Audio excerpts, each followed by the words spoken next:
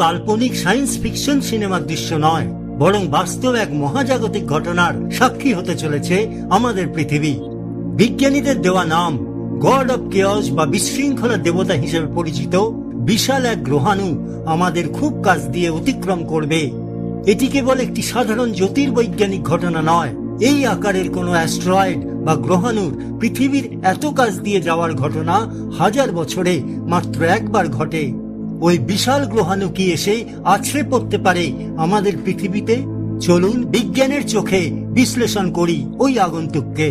God of chaos বা বিশৃঙ্খলার দেবতা অ্যাপোফিস যখন পৃথিবীকে অতিক্রম করবে, তখন এর দূরত্ব হবে আমাদের গ্রহ থেকে মাত্র 20,000 মাইল।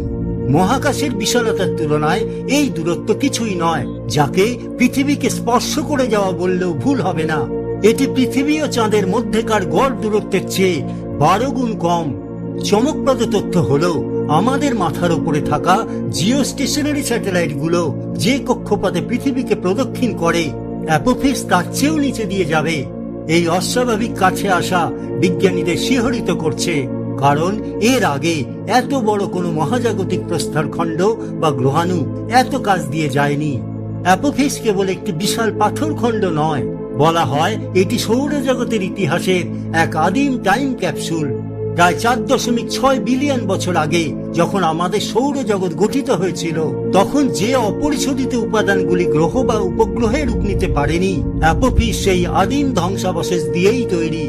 এর গড় ব্যাস প্রায় 1115 ফুট এবং সর্বোচ্চ দৈর্ঘ্য অন্তত 1480 ফুট। এই দানবীয় আকার তাকে গবেষণার এক অনন্য বস্তুতে পরিণত করেছে। বিজ্ঞানীরা মনে করছেন তা বিশ্লেষণ করলে সৌরজগতের আদিম রহস্য উন্মোচিত হবে।